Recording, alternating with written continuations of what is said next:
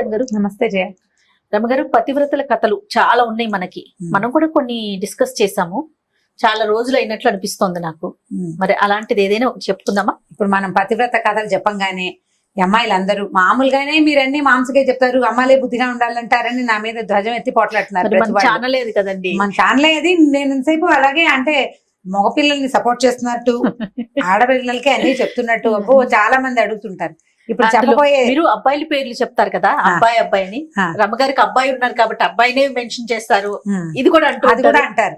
అంటే అది అలవాటు అయిపోయింది కదా. మామ్స్ మీరు ఎవరు కంగారు పడద్దండి, నాకు కూతురు ఉంది. సో నేను డెఫినెట్ గా అమ్మాయి మాట్లాడిస్తారు అమ్మగారిని. అదే ఇప్పుడు ఎలా అంటే మేము చాలా మంది సిస్టర్స్ కదా జయ. చివరి 4 లో మా నలుగురిలో ఒక్కక్కకి అమ్మాయి ఉంది. మిగిలిన ముగ్గురికి తలా ఒక 2 అబ్బాయిలే. ఈ బాయ్స్ ఎక్కువగా ఉంటాం. మా ఇంట్లో కూడా అంటే మా వారి వైపు కూడా అందరు మగపిల్లలే. చాలా లేట్ గా ఒక చిట్టి పాప అయ్యి మాకు. ఆడపిల్లల పేర్లు చెప్పడానికి కానీ ఆడపిల్లల బట్టలు కొనడానికి కానీ అవకాశం భగవంతుడు బాగా ఇవ్వాల. నాకు కొంచెం తక్కువ ఇచ్చాడు. నాకు చాలా అమ్మాయిలు ఇష్టం కానీ అలా ఇవ్వలేదు. మరి ఏం చేస్తాం, అందుకని ఇది అలవాటైపోయి వాడు అంటుంటాను నేను. ఎంతసేపు వాడని ఎందుకంటారు? ఒకవేళ అమ్మాయిని చూడండి, ఇంకోటి ఉంది. ఇప్పుడు వాడు మగవాడు అలా అనేస్తే బాగానే ఉంటుంది. అమ్మాయిని అది ఇది అంటే అమ్మాయిని అది ఇది అంటున్నారని ఏకవచన ప్రయోగం చేస్తున్నందుకు కూడా కష్టం వస్తూ ఉంటుంది. అంటే మనకి వినటానికి కూడా అంత అనిపించదు. డైరెక్ట్ గా పిలవటానికి అది ఇదని ముద్దుగా చెప్పుకుంటాం కానీ ఇట్లా మనం మాట్లాడేటప్పుడు అది ఇదనే ఆ వర్డింగ్ అంత అనిపించదు రమ్మగారు. అవును, అంటే మీకు అలవాటు కాబట్టి అది ఇదని మాట్లాడగలుగుతాం. తెలియని పర్సన్ గురించి మనం మాట్లాడలేకపోతాం. అయితే ఇప్పుడు చెప్పే కదా, ఇప్పుడు మామూలుగా పతివ్రతల కథలు అంటే మనకి సీత, అనసూయ, సావిత్రి, అరుంధతి వీళ్ళందరినీ పతివ్రతల కథలు చెప్పుకోవాలి. మనం సుకన్య గురించి చెప్పాము. అదొక బెస్ట్ పతివ్రత కథగా నేను భావిస్తాను. చాలా మంచి కథ. ఇప్పుడు భర్తని వెనకాల వాడు ఎలా ఉన్నా మొగుడుతోటే ఉండాలి అనే భావన ఈ రోజుల్లో కుదరదు. అయితే మనకి ఇంట్రెస్టింగ్ పతివ్రతల కథ ఒకటి చెప్తాను నేను. ఇది చాలా పాత కథ, చందమామ కథ. యాక్చువల్ గా ఈ మధ్య ఒక ఫ్రెండ్, సీత గారని నా ఫ్రెండ్, వాళ్ళ అత్తగారు ఏం పతివ్రతలమ్మా మీకు తెలుసా, భూలోకంలోనే పతివ్రతలు ఎక్కువ దేవుళ్ళ కంటేనని ఒక కథ ఇప్పుడో చెప్పారు. ఓ 2-3 రోజుల క్రితం గుర్తొచ్చారు సీతగారు, అత్తగారు ఎందుకో గుర్తొచ్చి ఆవిడ చెప్పింది ఈ కథ నాకు గుర్తొచ్చింది అనమాట. బాగుంటుంది, ఇంట్రెస్టింగ్ గా. మీరు పిల్లలకి చెప్తారో మీలో మీరే చెప్పుకుని నవ్వుకుంటారో మీ ఇష్టం. అయితే ఒకసారి ఒక పతివ్రతల సభ జరిగింది ఒకసారి స్వర్గంలో, దేవలోకంలో అన్నమాట. మన లక్ష్మీదేవి, పార్వతీదేవి, సరస్వతీదేవి, మన ముగ్గురు. అక్కడి నుంచి శచీదేవి, ఇంద్రుడి భార్య, అష్టదిక్పాలకుల భార్యలు అంతాను. అక్కడి నుంచి మన భూలోక పతివ్రతలుగా మనం భావించే సావిత్రి, తర్వాత ఏమో మన అనసూయ, అరుంధతి, ఇంకొక ఆవిడ ఎవరో ఉంది. అనసూయ, అరుంధతి, సావిత్రి కాకుండా భర్తను సతీ, సుమతి, ఇలా మొత్తం మనం చెప్పుకునే నానా రకాల అత్యద్భుతమైన పతివ్రత కథల్లో ఉన్న పతివ్రతామతలంతా చేరారు. నేను గ్రేట్ అని ఒక లేడీస్ మీటింగ్ పెట్టుకుంది. మామూలుగా మనం లేడీస్ మీటింగ్ అంటే జనరల్ కిటీ పార్టీస్ లో కూడా ఏం చేస్తాం, మా ఇంట్లో మేము ఆ వంట చేస్తాం, ఇవన్నీ చాలా బాగా కుదిరింది, మా వాళ్ళంతా మెచ్చుకున్నారు ఒకటి. లేదా సీతగారు ఎవరో మా సీతగారు ఎంత బాగా చేశారో కూర, సీతగారు చేసిన పచ్చళ్ళు అదిరిపోతాయని ఒకళ్ళకి పట్టం కడతాం. మిగిలిన వాళ్ళంతా సీతగారు వాళ్ళ అత్తగారు వచ్చినప్పుడు భలే బాగా చేశారండి, సీతగారు పట్టు చీర కట్టుకున్నారు ఎంత బాగుందో అని మనం అంతా కలిసి ఒక ఆవిడకి పట్టం కడతాం. లేకపోతే ఎవరికి వాళ్ళం పట్టం కట్టుకుని మాట్లాడుకుంటాం. జనరల్ గా లేడీస్ మీటింగ్స్ లో జరిగేది ఇదే. మీరు ధ్వజం ఎత్తకండమ్మా నా మీద, సహజంగా జరిగేదే చెప్తున్నాను. ఎంత మిడిల్ క్లాస్ మొరాలిటీస్ లో ఉండే భాగాలు అనమాట ఇవన్నీ. మన గురించి మనం చెప్పుకుంటాం కదా. ఇవాళ టీవీలో చూసి ఒక పచ్చడి చేశాను, చాలా బాగా వచ్చింది. నువ్వు చెప్పిన పచ్చడి చేశాను, బాగా కుదిరిందని సాధారణంగా చెప్పం. టీవీలో చూశాను, యూట్యూబ్ లో చూశాను, అలాంటివి చెప్తాం. పుస్తకాల్లో, మా చిన్నప్పుడు పుస్తకంలో ఉండేది. నేనైనా అంతే. మన ముందున్న మనిషిని మనం పొగడలేము. మన వెనక మనకి కనిపించని, మనకి దూరంగా ఉన్న వాళ్ళని సహజంగా వాళ్ళలో మనకి నచ్చినా నచ్చకపోయినా వాళ్ళ పేరు జయ ఒప్పుకుంటుంది కాబట్టి అందరూ ఒప్పుకోవాల్సింది. సో ఇప్పుడు వీళ్ళంతా ఇలా డిస్కషన్ పెట్టుకున్నారు. కొంతమంది ఏమో పార్వతీదేవి గొప్ప అన్నారు, కొంతమంది శచీదేవి గొప్ప అన్నారు, కొంతమంది సతీ సుమతి గొప్ప అన్నారు. వాదించుకున్నారు, ఏమి అవల, ఎవరిళ్ళకి వాళ్ళు వెళ్ళిపోయారు. మళ్ళీ ఇంకోసారి మీటింగ్ పెట్టుకుని దీన్ని సాధించాలనుకున్నారు. Very good. ఈ ఇళ్ళకి వెళ్ళిపోగానే సరస్వతీదేవి ఏమిటండి వీళ్ళు ఎవరు నన్ను గుర్తించరు, నేను ఎంత పతివ్రతను కాకపోతే మీ నాలుక మీద నన్ను పెట్టుకున్నారు అని సరస్వతీదేవి ఇంటికి వెళ్ళి భర్తకు చెప్పింది. లక్ష్మీదేవి ఏం చేసింది, ఆవిడ వెళ్ళి ఇంటికి వెళ్ళింది కదా ఆవిడ కూడా. వీళ్ళంతా పతివ్రతలా వాళ్ళ మొహమాండి, నన్ను కాబట్టి మీరు చెస్లో హృదయంలో పెట్టుకున్నారు, ఎప్పుడు నిత్యం నేను మీతోటే ఉంటా, నిత్యానపాయం నేను, నాకంటే పతివ్రత ఎవరుంటారు, వాళ్ళ పేర్లు వీళ్ళ పేర్లు చెప్తున్నారు అందరూ నామినేషన్లకి, నాకేమీ నచ్చలేదండి, వీళ్ళందరూ ఏమిటి ఇలా ఉన్నారని లక్ష్మీదేవి. పార్వతీదేవి ఇంటికి వెళ్ళింది. ఆవిడ అంటుంది, నేను సగభాగాన్ని మీలో, శివుడు లేనిదే అసలు శివాగ్ని లేనిదే చీమైనా పుట్టదు, అలాంటి సాక్షాత్ పరమశివుడిలో సగభాగాన్ని అయిన నేనుండగా మిగిలిన వాళ్ళంతా వాళ్ళ పేర్లు వీళ్ళ పేర్లు సజెస్ట్ చేస్తున్నారు. ఏమీ నచ్చలేదు నాకు, ఏమిటో వీళ్ళ ధోరణి, ఆడాళ్ళు ఇలాగే ఉంటారని ఆడవాళ్ళ మీద తన ఉద్దేశాన్ని వెలిబుచ్చింది. ఇలా మాట్లాడుకున్నారు. అయితే నారదుడు త్రిలోక సంచారి కదా, ఆయన ఈ 3 ఇళ్లలోనూ విని ఇంకా ఇంద్రుడి ఇంటికి వెళ్ళి ఇక్కడికి వెళ్ళి అందరిళ్ళకి వెళ్ళి చూశాడు. సతీ సుమతంది, మా ఆయనకి కుష్ఠరోగం వచ్చినా కూడా ఆయనకి ఎక్కడ వేసి దగ్గరికి తీసుకెళ్ళమంటే అక్కడికి బొట్లో కూర్చోబెట్టి తీసుకెళ్లాను. ఆయన అన్నం తింటుంటే ఆయన వేలు ఊడి కంచంలో పడిపోతే ఆ అన్నాన్ని అసహించుకోకుండా తిన్నా, నాకంటే పతివ్రత ఎవరుంటుంది అంటుంది సుమతి. సావిత్రి అంటుంది, నేనేమో యమధర్మరాజు వెనకాల పడి ఆయన ఇంటి దాకా వెళ్ళి నా మొగుడు నేను లాక్కొచ్చుకున్నాను, నాకంటే పతివ్రతలు ఎవరండి అని సావిత్రి అంటూ. అనసూయమ్మ గారు ఇంకోటి అంటుంది, త్రిమూర్తులు మా ఇంటికి వస్తే నా మానం పోకుండా నేను వాళ్ళని పసిపిల్లలను చేసి నగ్నంగా వడ్డించాను, నేను నాకంటే పతివ్రతలు ఎవరైనా ఉంటారా అని ఆవిడంటుంది. సరే వీళ్ళందరి దగ్గర విని ఆయన ఏం చెప్పాడంటే, నెక్స్ట్ మీటింగ్ పబ్లిక్ ఒపీనియన్ తీసుకుని నెక్స్ట్ మీటింగ్ లో వీళ్ళంతా కూడంగానే ఏం చెప్పాడంటే, మీరెవ్వరూ కాదమ్మా, మీకంటే అత్యద్భుతమైన పతివ్రత భూలోకంలో ఉంది, భూలోకంలో ఉన్నారు పతివ్రతలు అంటే వాళ్ళు అన్నాడు. అనేసరికి అందరికీ ఆశ్చర్యం, ఏమిటి ఏం భూలోకం, చచ్చిపోతారు వాళ్ళు, 100 ఏళ్ళు అయ్యేసరికి చచ్చిపోతారు, 100 కాకుండా కూడా పోతారు, కొంతమంది పురుట్లో పోతారు, కొంతమంది మధ్యలో పోతారు, హార్ట్ అటాక్లు, బ్రెయిన్ అటాక్లు, ఎన్ని అటాక్లు ఉన్నాయి, ఎక్కడో చోట పోతారు. వాళ్ళకి అంటే మోర్టాలిటీ ఉంది, అంటే మృత్యు ఉంది వాళ్ళకి, ఇమ్మోర్టల్స్ కాదు వాళ్ళు, అంటే శాశ్వతత్వం లేదు. వాళ్ళ ప్రత్యేకత ఏమిటంటే మీకు తెలీదు, భూలోకంలో బ్రహ్మాండమైన పతివ్రతలు ఉన్నారు. నాకు తెలిసిన ఒక ఆవిడ పేరు చెప్తాను, కావాలంటే కనుక్కోండి అన్నాడు. కనుక్కోమని ఫ్రమ్ అడ్రస్ చెప్పాడు. ఫలానా అడ్రస్ లో ఒక ఆవిడ ఉంటుంది, ఆవిడ బ్రహ్మాండమైన పతివ్రత అని. వీళ్ళంతా ఆశ్చర్యపోయారు, ఇదేమిటి ఇన్వెస్ట్ చేసాము, ఇవన్నీ పోయినాయా, భూలోకంలో ఉన్న అదేవతో చిన్న పిల్ల ఉంటుంది, అదే అసలు దానికి ఏమొచ్చు, దానికి ఏం తెలుసు పతివ్రత్యం గురించి, కనుక్కోవాల్సిందే అనుకున్నారు. ఈ గుంపంతా పడి వెళ్తే ఆవిడ బెదిరిపోతుందేమో, అందుకని ఏమనుకున్నారు, అందరూ కలిసి ఒక రిప్రజెంటేటివ్ని పంపించాలనుకున్నారు. వీళ్ళందరిలోకి పెద్ద ముత్తైదువు, ముగ్గురమ్మలకి మూలపుటమైన పార్వతీదేవిని పట్టుకున్నారమ్మా, తమరెళ్ళి కనుక్కురండి ఏమిటి ఆవిడకున్న ప్రత్యేకత. నారదుడు నారదుడే చెప్పాడంటే ఏదో ఉందన్నమాట. సరే ఆవిడ సరే కనుక్కుంటాను, మీరందరూ స్థిమితంగా ఉండండి అని చెప్పింది. మర్నాడు వీడు చక్కగా ప్రాతకాల వ్యవహారాలన్నీ చూసుకుని ఆవిడ పెట్టాల్సిన భోజనాలు అవి ఉంటాయి, అన్నపూర్ణాదేవి కదా, పెట్టేసి వెళ్ళింది. వెళ్ళేసరికల్లా కొద్దిగా ఆవిడ వెళ్ళేసరికి చీకటి పడిపోయింది. వ్యవహారాలన్నీ తెముల్చుకుని వెళ్ళేసరికి తలుపు కొట్టింది. అదొక పూరి గుడిసె, చిన్న ఇల్లు, పూరని మరీ బుజ్జిది కాదు, మామూలు తాటాకులు ఇల్లు. తలుపు కొట్టేసరికి ఎవరో అమ్మాయి లోపల నుంచి పలికింది. ఎవరమ్మా, ఎవరండి అంది. నేనమ్మా పార్వతీదేవిని తలుపు తీయమంది. అనేసరికల్లా, ఏమండి అయ్యో మా ఆయన ఇంట్లో లేడండి, ఎవరైనా వస్తే తలుపు తీయద్దన్నాడు, పార్వతమ్మే వచ్చిందని అడిగి తలుపు తీయనా అని అడగడానికి అనుజ్ఞ తీసుకోవడానికి ఏమో మా ఆయన ఇంట్లో లేడు, అమ్మ మీరు రేపు పని చేస్తారా, రేపు పొద్దున్నే రండి, ఈ రాత్రికి మా ఆయన ఇంటికి వచ్చాక పార్వతీదేవి వచ్చింది తలుపు తీయమంటావా అని అడుగుతాను, ఆయన తీయమంటే రేపు పొద్దున్న తీస్తానమ్మా, ఏమి అనుకోకుండా ఇంటికి వెళ్ళిపోవా నువ్వు అంది. పార్వతీదేవి, ఏమిటి నేను వస్తేట మొగుడిని అడగాల వసిని అనుకుని, సరేలే ఏమిటో వీళ్ళ భూలోక నియమాలు మనకు తెలియదని ఆవిడ వెళ్ళిపోతే ఈవిడేం చేసింది, ఈ అమ్మాయి భర్తను అడిగింది, రేపు పార్వతీదేవి వచ్చింది సాయంకాలం తలుపు తీయమంటావా, రేపు పొద్దున వస్తానందంటే ఆ తీయి పార్వతీదేవిని తీసుకొచ్చి లోపల కూర్చోబెట్టి మంచినీళ్ళు అవి ఇవి మంచి మాట్లాడమని చెప్పాడు భర్త. ఆవిడ దేవత పైనుంచి వచ్చిందని తెలుసు. పార్వతీదేవి భర్త తలుపు తీయద్దన్నాడు, ఎవరైనా వస్తే తలుపు తీయద్దన్నాడు, అందుకని తీయలేదు. మర్నాడు పొద్దున పార్వతీదేవి బయలుదేరేసరికి ముందు ఈ కాలంలో వీళ్ళంతా మాట్లాడుకోవడం విన్నాడు కదా వినాయకుడు. విని ఆయన ఏమన్నాడు అంటే, అమ్మ నేను వస్తానే, ఆవిడెవరో చూస్తానన్నాడు. సరే ఈవిడేం చేసింది, పిల్లాడే కదా అని చెప్పి వినాయకుడిని వెంబడి పెట్టుకొచ్చి బయట నుంచి తలుపు కొట్టింది. తలుపు కొట్టి ఈ ఆవిడ తలుపు దగ్గరకు వచ్చి, అమ్మ ఎవరమ్మా అంటే, నేనమ్మా పార్వతీదేవిని, నేను మా అబ్బాయి వచ్చామనగా, మీ అబ్బాయి వచ్చాడా, అయ్యో మీరు ఒకరే వస్తారనుకుని మా ఆయన్ని అడిగానమ్మా, ఇప్పుడు మీ అబ్బాయి కూడా వస్తే తలుపు తీయమంటాడో తీయద్దంటాడో తెలియదమ్మా, మీరేమనుకోకండి, రేపు మళ్ళీ రండి, మా ఆయన అడగకుండా తలుపు తీయలేనమ్మా అనేసరికి, ఏమిటి ఏం చెయ్యాలో తెలియదు, నేను భారతీదేవిని, నేను వినాయకుడు తెచ్చానన్నా తలుపు తీయటలేదు, దీని పాతివ్రత్యం మండిపోను అనుకుని ఆవిడ ఏం చేసింది, వీళ్ళని తీసుకుని వెళ్ళిపోయింది వెనక్కి. మూడో రోజు పొద్దున మళ్ళీ బయలుదేరేసరికి ఇప్పుడు ఆవిడ రిప్రజెంటేటివ్, అంటే మన దేవతలందరి దగ్గర నుంచి వస్తోంది, కనుక్కోవాలి విషయం, కనుక్కుని చెప్పకపోతే వాళ్ళు ఒప్పుకోరు, మరి మిగిలిన వాళ్ళంతా అడుగుతారు కదా. అది కూడా రాదా నీకు అనరు? అంతేగా. సరే కుమారస్వామి వస్తానని సరదా పడ్డాడు కానీ బాబు నిన్న వాడిని తీసుకెళ్ళినందుకే పోయిందిరా ప్రోగ్రాము, నువ్వు రాబోక నాయన నువ్వు ఇక్కడే ఉండు, నేను వెళ్ళొస్తాను అని ఈవిడ బయలుదేరి వెళ్ళింది. ఒక్కతే వెళ్ళి మరి ఏం చేస్తుంది, ఆవిడ ఒప్పుకోలేదు కదా. 3వ రోజు వెళ్ళంగానే ఈ అమ్మాయి తలుపు తీసింది. ఆవిడ అమ్మాయి ఏం కాదు, ఒక 30-32 ఏళ్ల స్త్రీ ప్రౌఢ. అక్కడి నుంచి అమ్మ నీ పేరు ఏమిటంటే, నా పేరు గౌరమ్మ.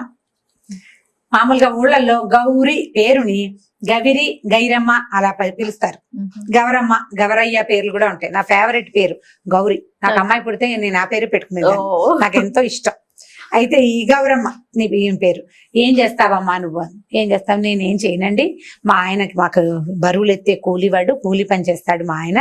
మాకు చిన్న చెలక ఉంది, అంటే చిన్న పొలం ఉంది, పొలం పని అది చేసుకుంటాము అంది. ఇల్లు చూస్తే ఇల్లు చక్కగా శుభ్రంగా ఉంది, చిన్న పాక, చాలా శుభ్రంగా ఉంది. పార్వతీదేవి 4 పక్కల చూసింది. ఇల్లు చక్కగా ఉంది, శుభ్రంగా ఉంది, ఉన్నంతలో కుదురుగా మట్టసంగా ఉంది, ఇల్లు బాగుంది. సరే బుద్ధిమంతురాల్లాగా కనపడుతుంది అమ్మాయి. భర్త మాట బాగా వింటుంది. చూస్తుంటే 4-5 ఏర్పాట్లు కనపడ్డాయి. ఏమిటి? ఓ చోట చిన్న మంచం వేసి చక్కగా దాని మీద మెత్తటి బొంత ఒకటి పరిచింది. ఒకటి అక్కడి నుంచి లోపలికి రాగానే ఒక ముక్కాలు పీట ఒకటి ఉంది, ఓ పీట వేసింది. ఓ పీట, ఓ మంచం. అక్కడి నుంచి రెండో పక్కన పెనమేమో పొయ్యి మీద పొయ్యి వెలిగించి దాని మీద పెనము, పక్కన అట్ల పిండి గిన్నె కనపడ్డాయి. పక్కన ఇంకో కుండ, అక్కడి నుంచి పళ్ళెము సామాన్లు కనపడ్డాయి. ఇంకా ఒక మూలకి చిలక్కొయ్యి ఉంది. చిలక్కొయ్యికి ఒక తాడు వేలాడుతుంది అనమాట. ఒక చిన్న చెర్నాకోల్ లాంటి సాధనము ఉన్నాయి. ఈ సామాన్లన్నీ చూసి అమ్మ ఇవేంటి, ఇవన్నీ ఉన్నాయి మీ ఇంట్లో అని అడిగింది. అడిగితే మా ఆయన చాలా పనిచేసి వస్తాడు కదండి అమ్మగారు, ఆయన పనిచేసి వచ్చాక అలసిపోయి వచ్చి కూర్చుంటానంటాడో పడుకుంటానంటాడో. కూర్చుంటే కూర్చోడానికి ముక్కాలు పెట్టేసి ఉంచుతానండి. ఒకవేళ పడుకుంటానన్నాడు అనుకోండి, బొంతేసి పక్క రెడీగా ఉంటే పడుకుంటాడు కదా రాగానే. కాస్త బాగుంది. మరి కుండ ఉంది, ఇప్పుడు కుండ అంటే అది అన్నపు కుండ అని తెలుస్తుంది. మళ్ళీ అట్ల పైన ఎందుకు పెట్టేవని. కాదమ్మా, ఒకవేళ అన్నం తింటాను అన్నాడు అనుకోండి, సాయంకాలం అయిపోతుంది కదా, అన్నం తింటానంటే తర్వాణి కుండలో అన్నం ఉంది, అన్నం పెడతా. ఒకవేళ కాదు వేడివేడిగా అట్లు పోసుకుని తిందాం అన్నాడు అనుకోండి, అప్పటికప్పుడు పప్పు రుబ్బితే అప్పటికప్పుడు పొయ్యి వెలిగిస్తానంటే ఆలస్యం అయిపోదు, మా ఆయన కోపం రాదు. అందుకని మా ఆయన వచ్చే టైంకి పెనం వెలిగించి రెడీగా పెట్టుకుంటానండి. బాగానే ఉంది. అంటే పడుకోవడానికి కూర్చోడానికి సాధనాలు ఉన్నాయి, తిండికి 2-3 సాధనాలు పెట్టింది. చిన్న ఇల్లు, వాళ్ళ ఇంట్లో ఏముంటాయి. మరి ఇదేమిటమ్మా, ఇక్కడ తాడు, ఇక్కడ చెర్నాకోలు ఉన్నాయి, వీటితో ఏం చేస్తారంటే, అదేనండి మా ఆయనకి అప్పుడప్పుడు కోపం వస్తుంది, అప్పుడు ఆయనకి నన్ను కట్టేసి కొట్టడం అలవాటు. నువ్వు సరిగ్గానే విన్నావు, కట్టేసి కొట్టడం అలవాటు. అప్పుడు ఆయన కోపం వచ్చాక ఆయన తాడు కోసం వాటి కోసం ఎక్కడ వెతుక్కుంటాడు. అందుకని ఏం చేస్తాను, ఈ తాడు రెడీగా పెడతాను, తాడేసి నన్ను ఈ గుంజ కట్టేస్తాడు. ఆ చెర్నాకోలు తీసి 2 దెబ్బలు కొడతాడండి. ఆయన కోపం తీరాక ఆయన పడుకుంటాడు. మెల్లిగా ఎప్పుడో ఆయన కోపం తీరలేచాక కట్లిపితే అప్పుడు అన్నం పెడతానండి. ఇలాగ అలవాటండి అని. పార్వతీదేవి నిర్కాంతిపోయింది. ఇది పాతివ్రత్యం. మనము మిగిలినవన్నీ చూస్తున్నాం, అంతేగాని భర్తకి కోపం వస్తే నన్ను కొట్టడానికి ఏర్పాట్లు కూడా మనం ఎవరైనా చేయటం లేదు. ఇది నిజంగా మహాపతివ్రతే అనుకుని, అమ్మాయి చాలా సంతోషం అమ్మా, నీలాంటి బుద్ధిమంతురాల్ని కలిసినందుకు నాకు చాలా సంతోషంగా ఉంది, ఎంతో బాగుంది, చాలా బాగుందమ్మా, నేను వెళ్ళొస్తానని ఆవిడ అమ్మాయి బొట్టు పెడితే చక్కగా బొట్టు పెట్టించుకుని 2 అక్షంతలు వేసి ఆశీర్వదించి చల్లగా వర్ధిల్లు కలకాలం అని చెప్పి పార్వతీదేవి ఇంటికి వచ్చేసింది. ఇంటికి వచ్చాక అందరినీ పిలిచి చెప్పింది అనమాట. పాతివ్రత్యం అంటుంటే మనం అనుకునేదే పాతివ్రత్యం కాదు, పాతివ్రత్యంలో లెవెల్స్ ఉన్నాయి. ఎవరి పాతివ్రత్యం వాళ్ళది. నాదొకటి, నీది ఇంకోటి. నేను ఇలా ఉన్నాను కాబట్టి ఇదే గ్రేట్ అని మనం అనుకోవడానికి వీల్లేదు. ఎవరి లెవెల్ ఆఫ్ పాతివ్రత్యాలు వాళ్ళకు ఉంటాయి. ఒకళ్ళు భర్తలకు ఇష్టమైన ఆహారం ఉండేవాళ్ళు, వాళ్ళ పాతివ్రత్యం అది. భర్తకి నచ్చినట్టుగా తయారయ్యే వాళ్ళు ఒక రకం. ఓకే, ఆయనకి ఏది ఇష్టమో అదే చేయాలనుకునే వాళ్ళు కొంతమంది. ఇంకొంతమంది ఉంటారు ఆయన చెప్పిన దానికి వ్యతిరేకంగా చేస్తూ ఆయన వెనకాలే ఉండేవాళ్ళు ఇంకొంతమంది, ఆదర్శపత్రులు. కాబట్టి పాతివ్రత్యానికి లెవెల్స్ తేడాయే గాని ఎవలాగైనా ఉండొచ్చు. దీన్నే పాతివ్రత్యం అంటారు, దీన్ని అనరు అని అనడానికి వీల్లేదు. కాబట్టి భూలోక పాతివ్రత్యం మహాద్భుతమైన పాతివ్రత్యం అని అందరికీ చెప్పిందట. ఆ తర్వాత వీళ్ళు ఈ మీటింగ్లు పెట్టి నేను గ్రేట్ అని చెప్పకూడదు, ఎవడ గ్రేట్ స్వాడితేనని అక్కడి నుంచి ఆ ఏజెండా మానేశారనమాట అమ్మవార్లందరూ. దీని మీద మాట్లాడకూడదు, ఇవన్నీ మాట్లాడుకోవడానికి సంగతులు. ఇప్పుడు ఏది కరెక్ట్ ఏది తప్పు అనేది జీవితంలో ఎప్పుడు రాసి పెట్టి ఉండదు. మనదే కరెక్ట్ అనుకోవడానికి వీల్లేదు. మనతో ఉన్న వాళ్ళకి ఏం కావాలో అది మనం చేయగలుగుతామా లేదా అనేదే టాస్క్, టఫ్, అంతే. పాతివ్రత్యం నేను అనుకునేది కాదు, అవతల వాడు అనుకునేది. అది ఎప్పటికీ మీట్ అవ్వలేం మనం. కన్క్లూషన్ సరిగ్గా అర్థం చేసుకోండి. ఎప్పటికీ అవతల వాళ్ళకి కావలసినట్టుగా చేయడం ఎవ్వరి వల్ల కాదు. ఆడవాళ్ళని భర్తలు సాటిస్ఫై చేయలేరు అన్ని విషయాల్లో. కొన్ని చేస్తే కొన్ని చేయలేకపోతారు. అలాగే మగవాళ్ళని భర్తల్ని కూడా వాళ్ళకి బాగా నచ్చేలాగా ఉండటం మన వల్ల కాదు. కొన్ని చేయగలుగుతాం. కాబట్టి మనకి ఏది దొరికిందో దాని మీద సంతోషించాలి. చిన్న పిట్ట కథ దీంతో పాటు చెప్తాను, మీకు ఇంట్రెస్టింగ్ గా ఉంటుంది. ఉద్దాలకుడు అని ఒక శిష్యుడు ఒక మహాగురువు గారికి. అయితే ఈ ఉద్దాలకుడు ఏంటంటే భార్య అసలు మాట వినేది కాదు. వీడి అదృష్టం అంటే ఏంటంటే వీడి గురువు గారి భార్య కూడా అసలు మాట వినేది కాదు.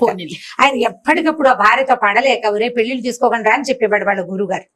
చెప్పేవాడు కానీ ఆయన పెళ్లి చేసుకున్నాడు, ఏదో సంసారం నడుస్తూ ఉండేది. ఓసారి ఏమైందంటే ఈ శిష్యులందరికీ చెప్పేవాడు కానీ ఎవరు దాని వాళ్ళు వీళ్ళకే లేక పెద్దవాళ్ళు బలవంతం వీడికే సరదా పుడుతుందో పెళ్లిళ్ళు చేసేసుకుంటారు. ఈయన ఏం చేశాడంటే పెళ్ళంతో విసిపోయి గురుగారు దేశ సంచారానికి వెళ్ళేసరి కల్లా ఆ దేశ సంచారానికి వెళ్ళినప్పుడు ఈ ఉద్దాలకుడు ఇంటికి వచ్చాడు. వస్తే గురువు గారు వస్తున్నట్టు వార్త వచ్చి ఉద్దాలకుడు అడిగాడు భార్యని, ఏమే నీ పుణ్యం ఉంటుంది, మా గురువు గారు వస్తున్నారు, అసలే ఆయన భార్యతోటి పడలేక దేశాటానికి బయలుదేరాడు, ఏమీ గొడవ పెట్టుకోవద్దు దయచేసి, మా గురువు గారు ఉన్నంతసేపు 4 రోజులు ఈ ఒక్క రోజు 4 ఇక్కడ ఒకటే రోజు ఒక పూట భోజనం చేసి వెళ్ళిపోతారు. సాయంకాలం చల్లబడ్డాక పంపించేస్తా, ఆయన ఉన్నంతసేపు నేను ఏమైనా అంటే నువ్వేం పట్టించుకోకుండా ఉండాలి ప్లీజ్ అన్నాడు. సరే ఆవిడేమంది, సరే 100 వరకు ఓకే, 100 తిట్లు నువ్వు తిట్టినా నేనేమన్నా, 100 దాటేవో ఒప్పుకోను. ఈయనకి దొరికిందే ఛాన్స్ తాట తీసేస్తానని చెప్పింది. ఈయన సరేనన్నాడు. అక్కడి నుంచి ఈయన రాగానే గురువు గారికి కయ్యమే నీ మొహమంట నీళ్ళు తీసుకురా అన్నాడు. తెచ్చింది. నీ దుంపదగా నీకు అది కూడా రాదేంటి అన్నాడు. ఇలాంటి తిట్లు నేను మంచి తిట్లు తిడుతున్నాను, నాకు అవే వచ్చు. బోలెడన్ని లకార మకార ప్రయోగాలతోటి మొత్తానికి కాబట్టి నానా తిట్లు తిడుతూ భార్యని తను ఎంత కంట్రోల్లో పెట్టాడో గురువు గారికి చూపించాడు ఉద్దాలకుడు. ఒక్క రోజులో ఒక్క పూటలో పొద్దునే వచ్చారు, పొద్దునే కాలకృత్యాలు తెచ్చుకున్నారు, నదికి వెళ్ళారు, కాళ్ళు కడుక్కున్నారు, ఇంకేదో చేశారు, భోజనాన్ని కూర్చుంటే అది తేవే నీ మొహమండ అన్నాడు, ఇది తీసుకురావే నీ మొహమండ అన్నాడు, అది కూడా రాదా మీ అమ్మా నాన్న ఎలా పెంచారే అన్నాడు. ఈయన పాపం సంవత్సరాల తరబడి తిట్టదలుచుకున్న తిట్లన్నీ లోపల దాచుకున్నవన్నీ మొత్తానికి వెలుగులాగా బయటికి తెచ్చేసాడు. అయిపోయింది. సరే ఆవిడ పులుసు వడ్డించడానికి రాచిప్ప పట్టుకొచ్చింది. రాచిప్ప కాదు కొండే తెచ్చింది, పులుసు కుండ తెచ్చింది. చివరికి ఆవిడ ఈయన తిడతానని చెప్పాడు కదా, పొద్దు నుంచి ఆవిడ ఒక 100 చింతపిక్కలు లెక్క పెట్టి ఒక కుండలో పోసుకుంది. ఏం చేస్తోంది, ఒక్కోటి తీసి పక్కన పెడుతోంది. తిట్టినప్పుడల్లా ఒక గింజ తీసి బయట మంచి ఇంటెలిజెంట్. వేగా ఏమైంది, ఈ కుండ ఖాళీ అయింది, ఈ చింతపిక్కల గిన్నె ఖాళీ అయిపోయింది. అప్పుడే ఆవిడ పులుసు గిన్నె పుచ్చుకొని వచ్చింది. గిన్నె పుచ్చుకు రాగానే పులుసు అప్పట్లో ఏమైంది మట్టి కుండలతో వంట చేసుకునే వాళ్ళు, కుండ పగిలిపోతే కొత్త కుండ కొనుక్కోవటమే. ఈ కుండ భాండం పట్టుకొచ్చింది. పట్టుకొచ్చేసరికి ఈయన అన్నాడు, కుక్క మొహందానా పులుసు వడ్డించు అన్నాడు. అనగానే ఆవిడ ఏం చేసింది, ధాడ్మని ఈ పులుసు గిన్నె ఎత్తి నెత్తి మీద కొట్టింది. మొగుడు 100 దాటిపోయింది, నేను చెప్పాను నీకు 100 అయిపోయిందండి. అనగానే గురువు గారు నిర్ఘాంతపోయాడు. ఉద్దాలకుడి పని అయ్యేపోయింది. ఉద్దన పని చేసేది ఉద్దాలకుడికి వెళ్ళాం అనమాట. ఆవిడ పేరే అది. అక్కడి నుంచి కొట్టేశారు కదా.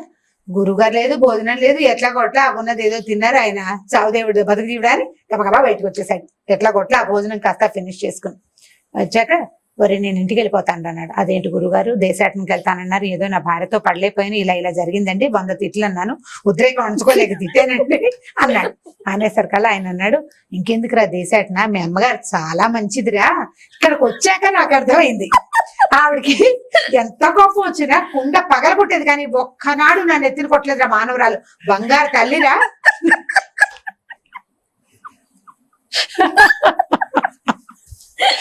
ఎంత మంచిది గురువమ్మ గారు, చాలా మంచిది. కుండ పగలగొట్టేది కానీ అవి విసిరేసేది, అంతేగాని నా నెత్తి మీద కొట్టలేదు. చూడు ఇప్పుడు గురువు గారు పెద్దవాడు అన్నం తింటాడని లేదే నీ పెళ్ళానికి, నీ నెత్తి మీద కొట్టిందా, నీ నెత్తి మీద ఆగిందా, కుండ పెంకు నాకు తగిలింది, సగం పులుసు నా మీద పడింది, అన్నం అధ్వానం అయిపోయింది. ఏదో పెద్దవాడిని భోజనానికి పిలిచాం, కనీసం బయట నుంచి వచ్చిన అతిథికి అన్నం పెడదామని ఇంకితం లేదురా నీ పెళ్ళానికి.